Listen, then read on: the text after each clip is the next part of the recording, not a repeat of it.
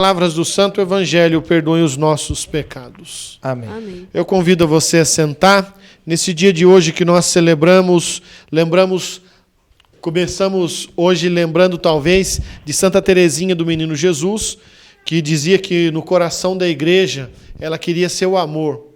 E aqui quando ela fala no coração da igreja, ela quer dizer justamente nesse sentido de amar a igreja de todo o coração. Os apóstolos que celebramos, Pedro e Paulo, eles tinham muitas qualidades. Pedro e Paulo tinham muitas limitações. Nós vamos ver 3 características que acompanharam a vida dos 3 durante muito tempo. Ou melhor, dos 2, aliás. Só Pedro e São Paulo. Santa Teresinha era só uma lembrança. É interessante que se nós paramos para olhar, e quando nós rezamos hoje, rezamos lembrando, talvez, ou melhor, devemos lembrar, não talvez, mas devemos lembrar do amor que devemos ter ao Santo Padre, o Papa. O padre que celebrou aqui ontem, hoje pela manhã, ou melhor, agora há pouco me lembrava da história, né, da evangelização do Japão, um dos grandes compromissos dos jesuítas japoneses. Tem todo um contexto, eu não consigo lembrar toda a história, mas o fundamental, vamos dizer, o fulcro de tudo é que eles tinham um compromisso especial, né? Os primeiros cristãos batizados no Japão, eles tinham a devoção especial de amor ao Santo Padre, o Papa. Eles tinham justamente aquele compromisso de rezar pelo Papa, de amar o Papa, amar a igreja, porque amar a Pedro era amar a igreja de Jesus Cristo. Por isso que hoje em dia nós temos que tomar cuidado muitas vezes quando nós falamos do nosso Papa Francisco, porque falar do Papa é falar da igreja, e falar da igreja é falar de Pedro. E se eu não estou com Pedro, eu não estou com a igreja. Então eu tenho que tomar bastante cuidado, porque às vezes na nossa mentalidade revoltosa, nós às vezes deixamos escapar algumas coisas. Mas aqui, as 3 características que eram, a primeira delas é justamente o amor à igreja. Por isso nós começamos com, dentro do coração da igreja, serei o amor. Eles 2 amaram profundamente a igreja. E amar a igreja para Pedro e para Paulo não era um amor qualquer, por isso que o evangelho de ontem, na véspera, era a pergunta de Pedro, ouvida por Jesus, ou falada por Jesus: Pedro, tu me amas mais do que? Quer dizer, é esse amor que nós devemos ter. E quando ele fala desse amor, ele tem que tentar, ou melhor, ele tem que dar uma resposta. Nós sabemos que Pedro tinha, se fôssemos parar para fazer uma análise da personalidade de Pedro, Pedro era o chamado sanguíneo. Ele era aquela pessoa que estava ali pronto. Agorinha mesmo, no evangelho que acabamos de ouvir, ele vai responder: tu és o Messias, o Filho do Deus vivo. E adiante, poucas palavras adiante, ele agora vai escutar. Porque ele vai dizer, Jesus vai falar, não, porque é necessário que o Filho do Homem morra. Tá? Ele vai dizer, não, que nunca te aconteça isso. E Jesus vai dizer para ele, afasta-te de mim, Satanás. Porque não pensas com a cabeça, ou melhor, não pensas como a Deus. É interessante que nós, muitas vezes, temos que ter esse amor pela igreja, mesmo que o nosso amor agora seja talvez até, pejorativamente dizendo, voluntarioso. Nós façamos as coisas, falamos sem pensar, mas eu tenho que tentar amar a igreja. Mesmo que esse amor, às vezes, me custe, como custou para Paulo. Enquanto para Pedro, que era sanguíneo, Paulo ele tinha uma característica mais de colérico. É engraçado que a gente descobre as características se a gente começar a ler os Atos dos Apóstolos. Como é que a gente sabe? O colérico ele tem uma coisa que é ruim. O colérico ele é vingativo. Eles saem os 2 para evangelizar, Paulo e Barnabé. Primeira viagem missionária. Barnabé leva o seu sobrinho João Marcos, o evangelista. Marcos era sobrinho de Barnabé. Tinha mais ou menos 16, talvez 18 anos, estourando. 16, 18. No Evangelho de Marcos, aquele menino que sai enrolado no lençol fugido, sem roupa nenhuma, aquele lá era Marcos com 14 anos. Agora, aqui, Marcos sai para evangelizar. A gente vai vendo as características. E os dois vão evangelizando a região ali e de repente eles vão ter que passar por um lugar chamado Monte Athos, onde normalmente os peregrinos eram assaltados e mortos, lançados ribanceira abaixo. Era um grande monte, um morro, a estrada era alta, cruzava-se para cortar caminho, para ficar mais fácil a passagem. E é interessante que Marcos desiste um pouco antes de começar a subida do morro. Ele volta embora, diz que não vai continuar evangelizando. E o que acontece? Na segunda viagem missionária, Paulo não se esquece disso, e os dois, e a palavra vai dizer no livro dos Atos, tiveram uma discussão tão acalorada, eu imagino os dois discutindo acaloradamente, que os dois brigaram feio. Barnabé vai com Marcos para Chipre, que foi muito bom, porque evangelizou toda a região de Chipre e toda a região próxima, e Paulo sai com Silas, acabando de ir para o outro lado. E isso significa que ele foi para a região da Antioquia, do outro lado. É interessante que os dois discutem e Paulo vai dizer: quem nos abandonou no meio do caminho na primeira viagem não é digno de ir na segunda. Ele era assim, bruto. Tanto que foi bruto com Pedro, né, no primeiro concílio em Jerusalém. Você vem falar agora, Pedro? Não quis sentar na mesa, né, dos não cristãos e dos pagãos, e agora você vem com essa conversa. Larga a mão de ser falso, rapaz. E chamou a atenção de Pedro. Então tinha todo um contexto, mas o que acontece? Apesar desse contexto humano, Deus usava justamente dessa humanidade de Paulo para que ele pudesse testemunhar o seu amor à igreja. E como que ele amou dando a sua vida? Os dois morreram, um pela cruz, outro pela espada, mas Paulo vai perdendo a sua reputação quanto mais se aproxima de Cristo. Ele vai ficando mal falado, mal quisto, perdendo as amizades, tanto que agora na carta que nós acabamos de ler em Timóteo, ele está lendo já o finalzinho da carta. E o finalzinho da carta ele vai dizer: traze-me Marcos, que ele é muito útil para o ministério. O rapazinho era bom, falava 4 línguas. Traze-me a minha capa que esqueci na casa de Tiquico. Demas me deixou pelo amor do mundo, foi para Dalmácia, região de praia. Quer dizer, foi sair para curtir. Esqueceu o evangelho e foi para praia. Acontece. Isso era normal. Você vai passar na casa de Alexandre Ferreiro, cuidado, me traz os pergaminhos, mas tenha cuidado porque ele me fez muito mal. Deus há de recompensar o que ele fez. Se a gente parasse para ouvir e lendo o evangelho e lendo também as cartas de Paulo, nós vamos vendo o contexto da igreja. E era uma igreja como é a nossa. E Paulo foi perdendo a sua reputação quanto mais ele se aproximou. Quer dizer, ele foi tendo uma morte em vida. Mas ele não abandonou a igreja de Jesus Cristo. A segunda característica dos dois é porque os dois, além de amarem a igreja profundamente, eles tinham um desejo de anunciarem com a sua vida, mesmo que isso muitas vezes não entrasse em conformidade com o que Jesus pensava. Se a gente para olhar a vida de Pedro, Jesus morreu, todo mundo esperando, porque Pedro era o chefe da igreja, o que Pedro vai fazer? Leitura do evangelho de ontem. Eu vou pescar, não sei vocês, mas eu vou pescar. Quer dizer, ele estava faltando dizer para os discípulos: olha, estou voltando para a vida velha, porque perdi o sentido do que eu tinha que fazer. É quando ele encontra com Jesus, e mesmo encontrando com Jesus, e Jesus perguntando: Pedro, tu me amas? E aqui é interessante que a tradução do dia de ontem, não sei se o padre leu aquele evangelho de ontem, da véspera, mas na tradução do dia de ontem, Pedro, tu me amas, é triste, porque, na verdade, Jesus não perguntou: Pedro, tu me amas? Pedro, agapasme, quer dizer, você me ama de todo o coração, ao ponto de dar a vida por mim? E Pedro respondia sempre: filiasme. Olha, Jesus, a gente é amigo, eu gosto de você. Eu queria que você entendesse que gostar não é amar, porque quem ama dá vida. Não tem como eu amar alguma coisa que eu não tenha disposição de dar vida por ela. Por isso, lembre-se disso. Se a gente diz: eu gosto disso, você não ama isso.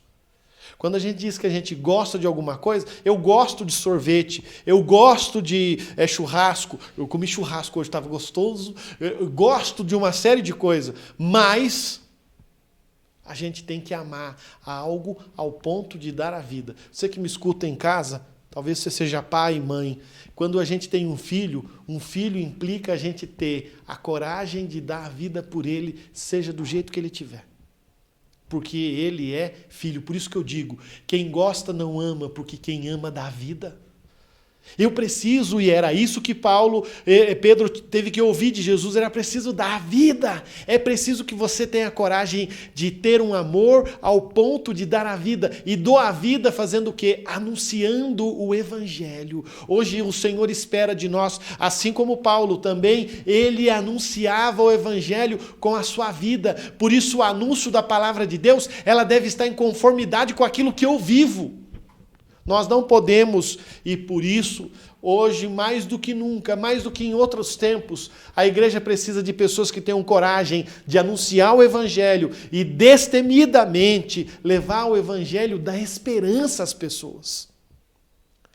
Eu não posso ser... Gostei muito, ontem eu estava com o padre que celebrou aqui, o padre François, e a gente almoçou com um médico, Dr. Igor. Eu gostei dele. Porque ele leva uma mensagem de esperança sobre a pandemia de coronavírus. Ele leva uma mensagem de esperança. Ele não é daqueles médicos fatalistas, né? Eu achei aquilo interessante, porque normalmente tem alguns profissionais de saúde que eles são fatalistas. Eles gostam de dar a má notícia, de dizer... Não, ele ontem anunciava a coisa boa. Não, está indo bem, se Deus quiser, a coisa vai dar certo. E nossa cidade aqui em Anápolis, graças a Deus, a coisa está bem. E é independente de uma questão política, que eu não estou fazendo apologia a candidato A ou B, nós estamos em ano eleitoral. Eu não estou querendo dizer de política. Aqui eu estou querendo dizer a pessoa, de ver a situação que se vive com um olhar otimista de quem tem o Evangelho dentro de si. Ele é um médico católico, graças a Deus. Então o que acontece? Eles dois anunciaram e hoje nós precisamos de pessoas que tenham coragem de anunciar com a sua vida, levando uma boa nova da palavra de Deus. A última característica que os dois tinham, eles tinham intimidade com Deus. É interessante que Pedro vai passar a sua vida toda vivendo esta experiência da intimidade. E no final da sua vida, ele vai ter a sua revelação pessoal. Se você já assistiu, hoje é uma boa noite de você assistir, não assistiu ainda, assista, vai valer a pena. O Alto da Compadecida. É interessante, é um filme evangelizador, muito evangelizador. Por quê? Porque muitas vezes, no final, no julgamento, a compadecida vai dizer que é no fim da vida que muitos cristãos vão ter a sua revelação pessoal. É interessante que Pedro, apesar de ter vivido tudo o que viveu com Jesus, foi no fim da sua vida que ele vai ter a sua revelação pessoal com Jesus. Pedro está indo para Roma, é o momento quase poucos dias antes do martírio, ano de 63, acho que 63, 64. Paulo vai morrer em 67, 66, 67. E é interessante que um pela cruz, outro pela espada, um foi crucificado de cabeça para baixo, outro foi decapitado porque era cidadão romano. Mas Pedro está indo para Roma e de repente há perseguição de Nero e Pedro sai de Roma porque os cristãos querem que ele saia para que ele não morra. E quando ele está saindo, e dizem, segundo a tradição, se eu estiver errado, deixa na descrição para mim, na Via Ápia, Pedro está descendo, indo embora para pegar, justamente indo embora para ir para os portos, para voltar para Jerusalém. E no caminho ele encontra com Jesus vindo carregando um cajado. E Pedro vai fazer a pergunta, mestre, a pergunta daquele famoso filme Covades, quer dizer, onde vais, Senhor? Covades.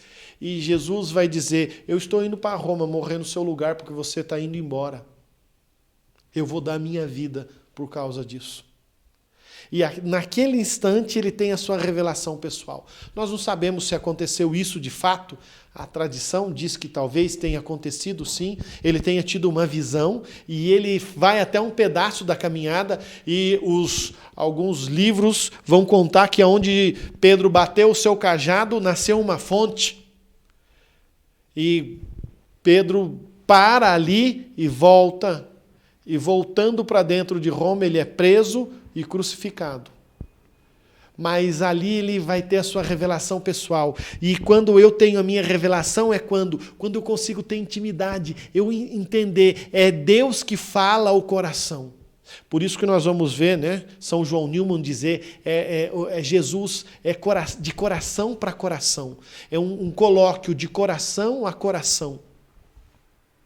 Então eu tenho que falar conforme eu estou tendo a minha revelação. E onde foi a revelação de Paulo? Paulo foi quando justamente caiu do cavalo. Logo no começo. Deus pode chamar uns e se revelar uns no começo da vida, mas outros vão ver a sua revelação somente no final. Paulo, já no começo, ele quando cai do cavalo, tem o seu momento pessoal com Jesus. E naquele momento pessoal, a gente pensa, mas depois que ele foi batizado no Espírito Santo, né? Caíram as escamas. Não sei se foi um batismo carismático ou não, mas digamos que tenha sido, porque nós vamos ver comunidades ali, Coríntios, Filipos, e outras comunidades que eram carismaticíssimas, mas é justamente quando ele cai do cavalo, a sua revelação pessoal, quer dizer, a sua intimidade começa a acontecer. E só quando eu sou íntimo de Jesus, só quando eu sou íntimo de Deus, eu consigo entrar dentro da missão que Deus tem para mim. Que nós hoje possamos entender que mais do que talvez levantarmos bandeiras por esse ou por aquele, nós temos que ter o nosso compromisso com Jesus. Alguns vão dar a vida de verdade, outros, como Paulo, vão perdendo a reputação aos poucos, e assim vai caminhando. Isso é ser cristão. Isso é testemunhar o Evangelho de Jesus Cristo.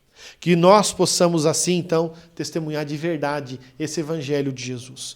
E nós possamos, sim, rezar pelo Santo Padre, para que nós e o Santo Padre, fiéis à vontade de Deus, possamos levar a boa nova do Evangelho até os confins do mundo. E levar a boa nova do Evangelho, aqui eu tenho que dizer para você, é justamente aquilo que você faz quando a gente pede para você se inscrever. Isso é levar a boa notícia do Evangelho para o meio do mundo, porque cada vez que muitas pessoas se inscrevem no canal, elas estão evangelizando, elas estão sendo missionárias, elas estão sendo, ao mesmo tempo, Pedro e Paulo, que levam a palavra de Deus além dos confins do mundo. A sua inscrição, ela é fundamental por isso. Porque talvez você nunca vá sair e vai evangelizar na China, no Japão. Mas nós, que estamos na internet, eu digo nós porque nesse período eu estou aqui, nós estamos chegando lá, nesses católicos, lá do outro lado, graças à sua ajuda. Você faz esse evangelho chegar até aquelas pessoas. Por isso nós tentamos tanto te convencer a se inscrever e a auxiliar. Não porque a gente vai ganhar dinheiro com isso, pelo contrário. É mais gasto do que ganho. É mais problema, e eu acabava de falar agora para o Guilherme, o tanto de problema que ele já tem com livrarias. Sabe que ele começou uma livraria. É mais problema, é mais dor de cabeça. Mas o importante não é a dor de cabeça. O importante é que o Evangelho está sendo ouvido. Porque você estendeu a sua mão, deu o clique e se inscreveu. Você hoje faz esse papel de levar a boa nova. Só que eu queria que você não levasse só para essas pessoas. Eu queria que você, de viva voz, fosse um missionário e autenticamente evangelizasse, levando a boa nova às pessoas que estão aí do seu lado. Que você possa fazer com que a palavra de Deus alcance muitas pessoas. E que assim como São Paulo perdeu a reputação, como Pedro era talvez, às vezes, voluntarioso demais, nós também tenhamos essas, apesar de alguns pensarem que seja ruim, nós também tenhamos essa característica, por amor a Jesus Cristo, sejamos voluntariosos. Às vezes percamos a nossa reputação, mas nunca deixemos de anunciar com a nossa vida aquilo que acreditamos. Louvado seja nosso Senhor Jesus Cristo. Para sempre seja